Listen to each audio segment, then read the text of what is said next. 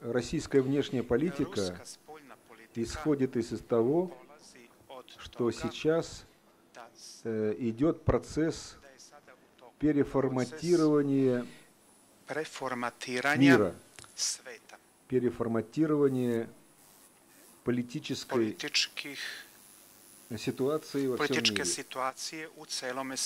мире. По оценкам России,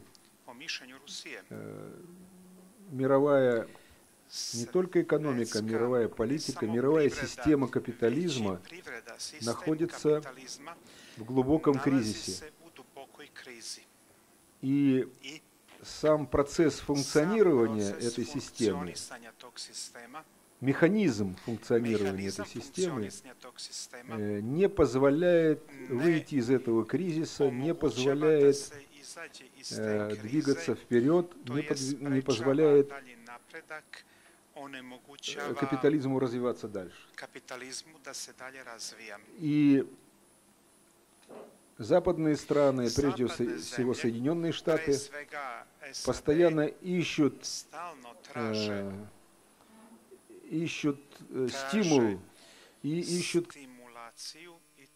ищут какой-то механизм, который бы помог оживить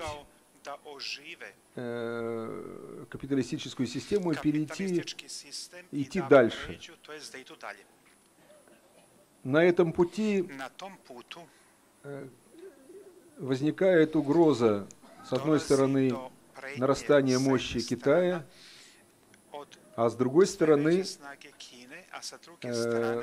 нарастание силы у России, которая возвращается в мировую политику как мировая держава. Мы серьезно не относимся к заявлениям Обамы, что Россия даже не региональная держава. Это такое несерьезное заявление, потому что по любой проблеме сами американцы обращаются к нам. Есть проблема Ирана, обращаются к Москве и говорят: ну вот вы откажитесь от поддержки Ирана, тогда мы решим эту проблему. Проблема Сирии: ну вот вы откажитесь от поддержки Асада, вот мы решим эту проблему. Проблема Украины: